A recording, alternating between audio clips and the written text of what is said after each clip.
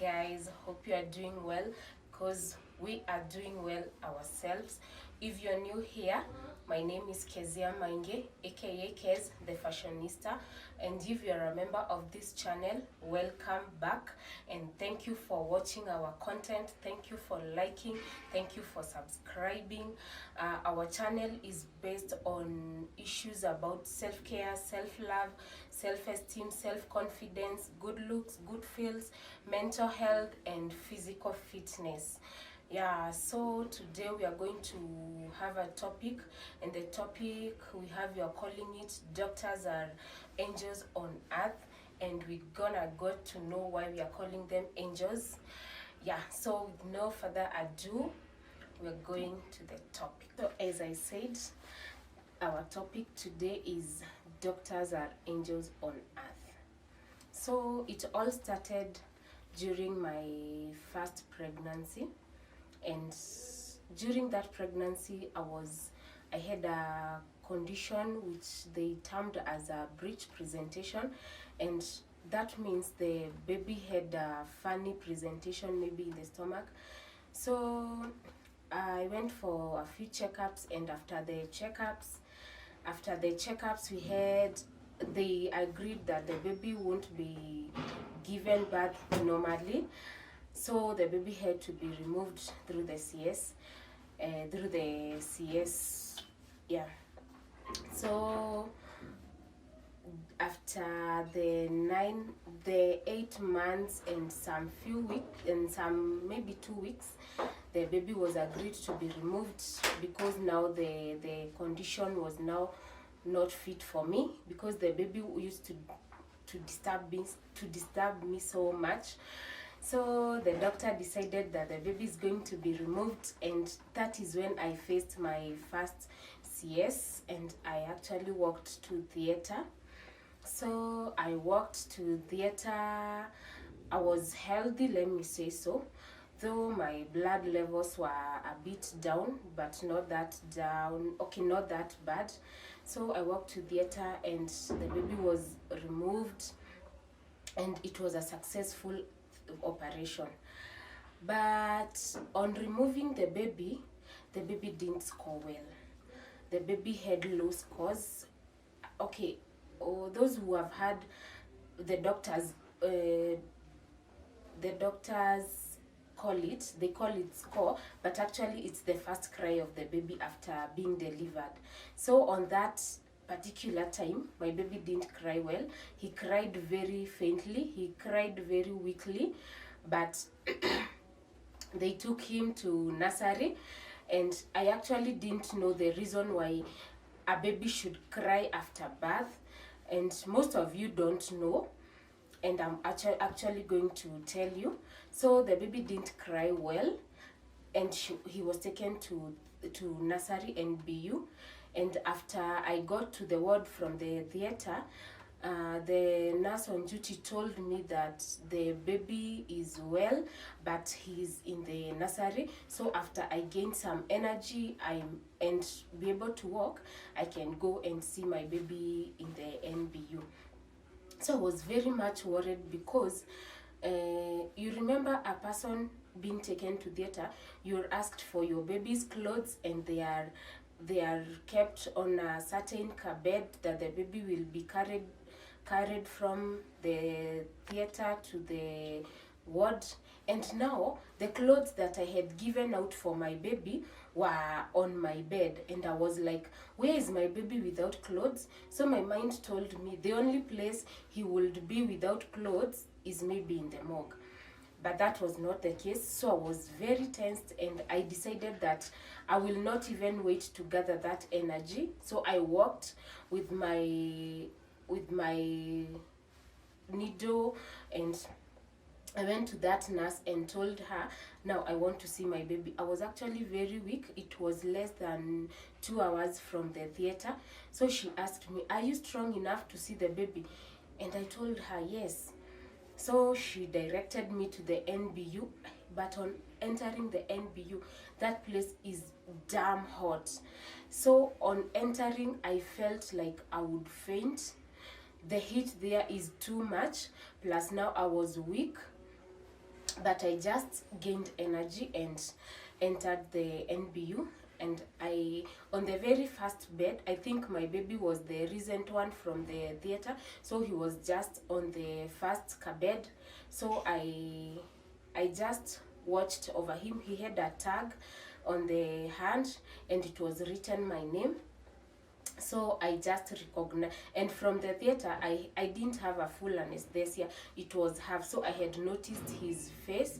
So on seeing him, I noticed him very fast, and then now I saw the tag.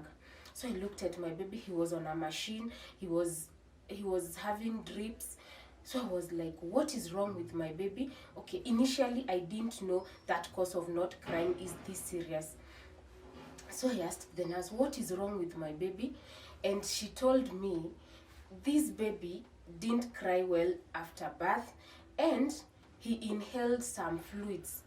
Those are the birth fluids, which are not, it is not well to inhale. So after inhaling the birth fluids, they affect the lungs or something. So that is why the baby was on a machine, and he was actually being removed that fluid via the machine, and he was, instead of feeding, he was having drips. So I was very much worried, and I felt if I walk out of this baby will leave me. So the nurse told me, now that the baby is not feeding, just go and rest in the ward. If anything is needed of you, we'll call you. And I was like, why do you want me to go away from my baby? She told me, you're very weak to stay at this place. So I just cooperated and went back to the ward. But on going back to the ward, I wasn't at peace at all. I would feel something is not adding up well. How comes I've carried the baby very well for the last almost 9 months, and now the baby is on a machine, he can't support himself? Okay, I didn't literally understand. So I had to seek for someone who will literally make me understand what has happened. Because me, I knew after the baby was removed, I had his cry, not a strong cry, but I had him cry. So the nurse on duty noticed I had a lot of discomfort, and she came and asked me, are you not comfortable? And I told her I have a lot of pains in the wound. So when she came to give me some painkillers, that is when I asked her, what is going to happen to my baby? And she told me, don't worry, the baby is on good hands. The doctors are checking on him, the nurses are checking on him. Just relax, just trust the nurses and the doctors, and everything is going to be all right. God uses us to save lives. And that statement actually had a lot of weight, such that I just decided to let them do their work and trust in God. And that is what happened. My baby was in the NBU for 1 week and some days, almost 2 weeks. And on the second week, I was given the baby. The baby was presented to me very healthy, and now everything was all right, and I was discharged now from the hospital. But on that nurse desk, there is a nurse who told me, that nurse who was signing my last papers, she told me, please take special care on, please take care of this child in a very special way. And I was like, why? What is wrong? Me, I think the baby is fully recovered, and now you're telling me to take special care. How? You know, previously me, I had seen my mother. Actually, I'm the firstborn in our family, so I had seen my mother raise the other siblings of mine, and I noticed no special care in them. So I was like, why are you telling me to take special care on my child? So you tell me if there's something hidden. And she told me, no, just now that the baby has been in the NBU, he's delicate, so just take special care on him. And please, anytime you're bathing him, make sure the house is warm, and let your house never be stuffy. So make sure your house is well ventilated, the air is circulating in a very good way, the air is fresh, and the baby will be all right. So that alone got a lot of question marks, and I didn't have anything to ask more. Because my mother was there, she told me, the doctors always tell someone like that, so that now that you're a first mother, the doctors will always tell you that way, so that your all focus, your attention will be on the baby. So I was like, it's okay. So we went home. Now the baby, after being given the baby, I was now given the permission to breastfeed him, and I started. That was the first day I breastfed my baby. For the last after his birth, for like 1 week and some days, almost 2 weeks, I didn't breastfeed him. So that day I was given the baby, I was told to breastfeed. So I was very happy breastfeeding him. And now that we've been discharged, now we had to go home. On going home, now that I used to remember this thing that the doctor said, that this child should be given special attention, special care. So every time my focus was on the baby, I wouldn't do anything. Every time my baby is here, my baby. And it went on well. He grew up. Nothing happened to him. Okay, actually, apart from going for the jabs in the hospital, I didn't take him in the hospital for any other thing. Sijui colds, sijui fevers, what? No. He was a normal baby. But now, there came a time, he was almost 1 year and he was training to walk. He was walking with the support of the furnitures, and we had gone to visit my mother. So, he wasn't used to that environment. So I think when he was using the furnitures to walk, he had not monitored the furnitures well, like on our place. So he missed one. On holding the table, he missed and he fell. So he was injured by the edge of the table on his forehead, and the forehead actually swollen.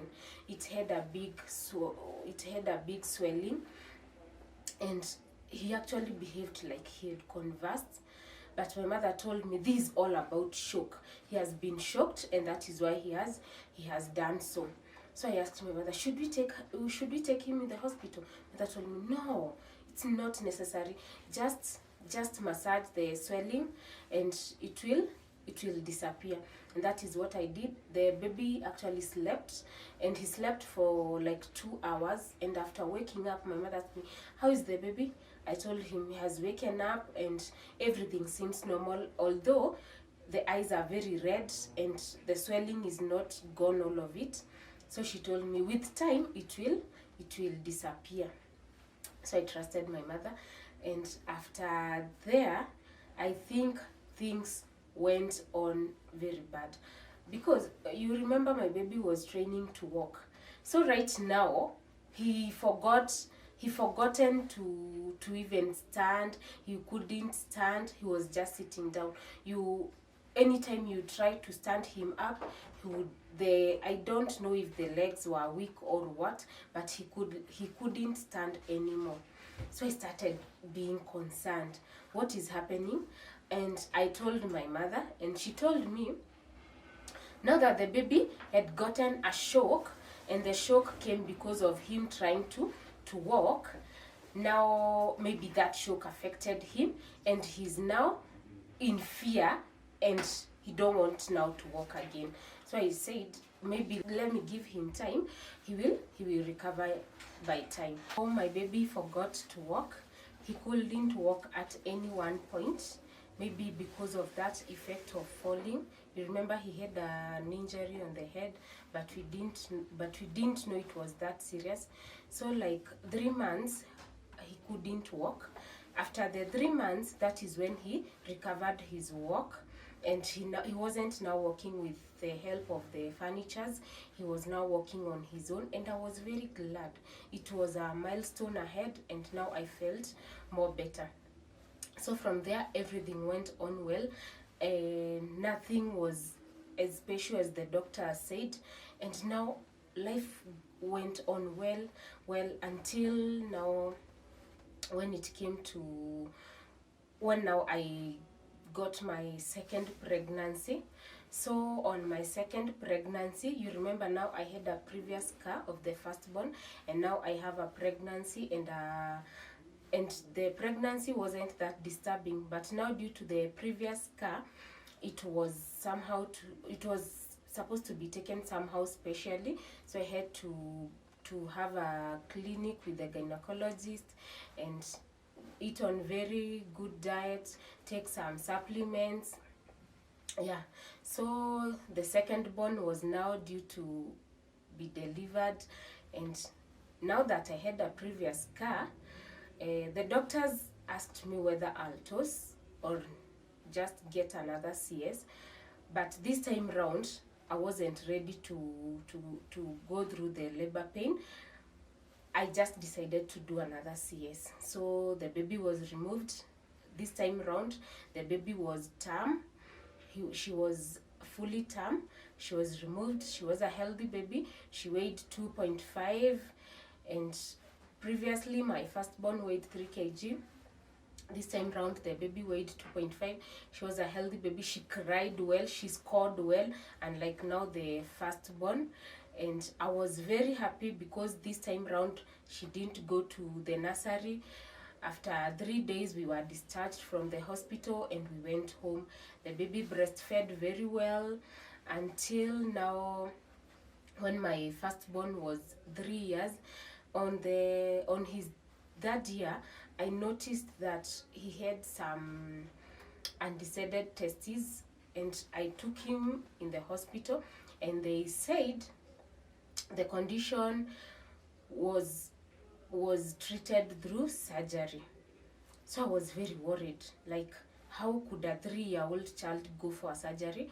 So we went for some few clinics. He had some scans, and actually the doctor said yes, the operation must be done, and we were booked for the operation. Now remember, now I have another baby, and now plus the firstborn. So when the surgery was scheduled, my secondborn was still breastfeeding, and we were admitted, the 3 of us, now that I couldn't leave my secondborn at home.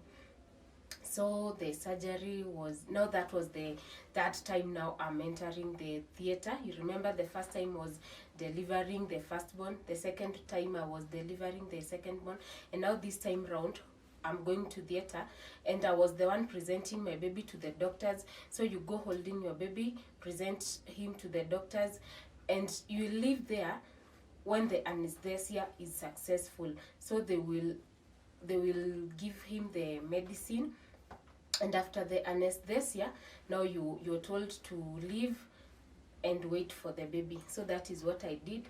So I had never seen such a situation in my life. You know, when somebody is under anesthesia, it's like he's dead. He can't move, he can't do anything. He's supported with a machine. So I was very worried. So this picture reminded me of the first picture I saw on his first day after birth. So some memories started coming back, and I felt very weak. You remember, now I have another baby in the ward. So I wasn't in a position even to breastfeed the baby. My neighbor who was next to my bed is the one who was taking care of the baby. I had actually forgotten that baby. Now my mind was concentrating on the one in the theater, and having in mind now the doctor had said that he need a special care. So I was like, could I have failed somewhere that has led to now this condition? So I had a lot of questions, but the operation was successful, and he came back well, and I was handed back my baby, very healthy, though he took a lot of time to recover, and we didn't know the reason. You know, some things we ignore and they are very significant. So we didn't realize that he had taken a lot of time to recover. We didn't take caution, but it was actually something. It was an alarm of something, because the rest were recovering very fast, but to him it took a lot of time. But after all, he recovered. So we just went back to theater. So that operation left him with 4 scars. So that was a reformation of his life. He had 4 scars from one operation, and it was okay now that he will be fine. We'll heal the scars and it will be fine. So after some days in the ward, we were discharged and we went home. Though he was having a lot of pains, would manage the pain with painkillers, and Now we went home. So I used to ask myself so many questions, but all these questions were on my own. I didn't ask anybody. So I brought up the both of them, the second born now and the first born. And surprisingly, on my second born, on reaching 1.5 years, I noticed something. On the top of his navel, there was a swelling that would come anytime she cried. So there is a time I was bathing her and she started crying, and I noticed that swelling isn't disappearing very fast. So I took her to the hospital, and the doctor said it was hernia. So me, I didn't know what is hernia, but even the condition of the boy was still a hernia, but in a different position. So the current one of my second born was termed umbilical hernia. So the doctor told me that with time these hernias close, but if she reaches 2 years and the hernia hasn't closed, it is also going to be taken to theater. So I was like, what is this theater thing? Now this theater is becoming too much. But I said, as long as the doctor determines or decides the only option is the theater, I'll have no objection. So the doctor booked me for some few clinics. The child was monitored for 6 months. Now that she was 1.5 years, she was monitored for 6 months. And after the 2 years, now the hernia had become, I think, more bigger. Instead of closing, it was enlarging. I didn't know why. Maybe because of the position it was, or maybe because the baby was very hyper, so she used to play a lot. I didn't know the exact reason, but the hernia went on expanding. So the doctor told me, now that she's 2 years and the hernia is not intending to close, the hernia is going to be taken to theater and it's going to be closed. So I just said, I have no objection. If that is the only option, then it's all right. So the operation was scheduled, and now on this day that the operation is to be done, we were admitted like the previous day. The baby had to be starved, so that now the next day in the morning, the baby will be taken to the theater. Now remember, now I'm having my second born, and I am now having a third born pregnancy. And now I have the other firstborn who is now at home. So right now I've been admitted with I'm pregnant, and now I have the baby, 2 years. Yeah. So like usual, you present your baby to the doctor. He's done the anesthesia, and once the anesthesia is successful, now you leave and wait for the operation to be done. So that is what I did. I presented the baby to the doctor, the anesthesia was done, and now I went to wait outside the theater. And this one didn't take a lot of time. I think it took less than 20 minutes, and the doctors called me and gave me back my baby. Though he hadn't recovered, she recovered very fast. In less than 10 minutes, she was recovered. She was talking to me, and I was like, how comes the first operation delayed so much, while this one was very fast and the baby recovered very fast? But all these questions, I was asking them by myself. So this time round, we went now back to the ward after like 4 days. But before we were discharged, she experienced some swelling, some bloating in the stomach, of which I think it was about the side effect of the operation, and it was treated. Because of that one, we were added some 2 days of observation. She was observed, and now we were discharged home. So we went home. Now remember, now that was the fourth time now I'm entering the theater. So when I went home, I started retracing my foot, and I would be like, why is it that this theater thing is becoming so monotonous? Every time theater, every time theater, every time theater. And I was like, hey, I am feeling so much down, but I didn't have someone I would talk to, because everybody saw it as a normal thing, now that it is a normal disease or condition, and even the rest of the people get the treatment as the operation. So I just decided to keep quiet. But remember, now I was still pregnant of the third born. So in the process of the third born pregnancy, my firstborn fell ill, seriously ill. Like, I don't even know whether it was a coma or what, because we were admitted like so many times. We were admitted severally, and the problem is he was being treated on the wrong diseases, or else he was under the wrong medications, simply because anytime we got admitted, he was misdiagnosed.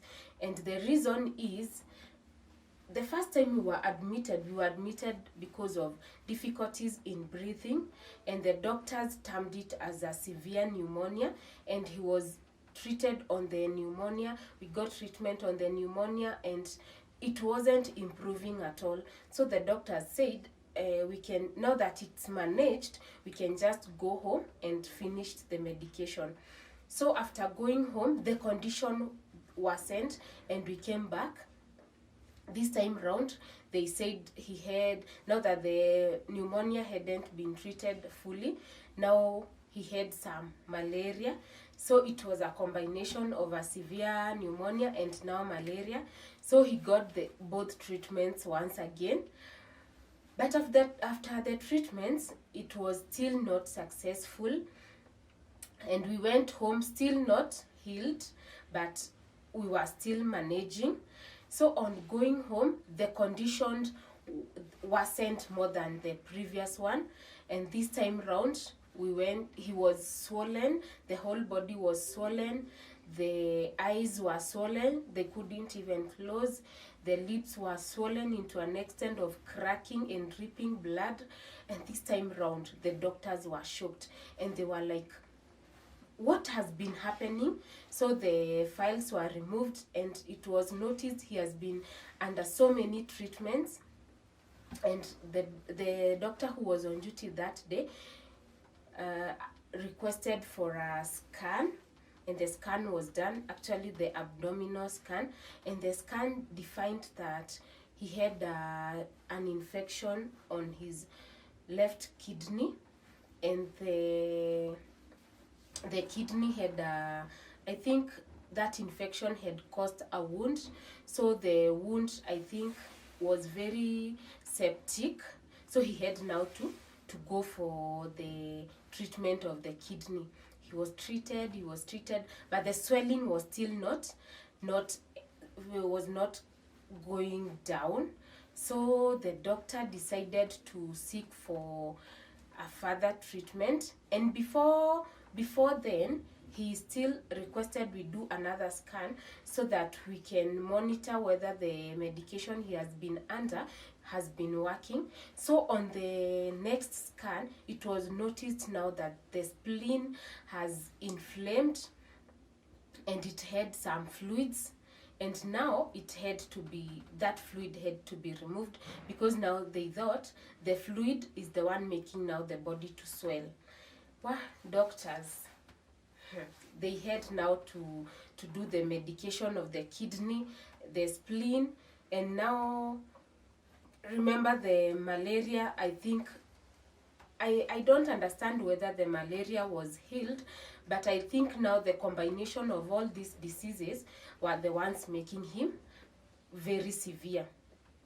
So we started the medication of the spleen and the kidney, and he was treated like for some 2 weeks, and the condition didn't change. Actually, it worsened. It worsened into a point whereby he was now being supported by a machine. He couldn't breathe well. He couldn't even move. His movements were so weak. So there's this doctor, in that particular time, in the entire hospital, I had the most critical patient. So any doctor who wasn't on duty and he or she had reported to work, the first destination was on my bed, because now this is the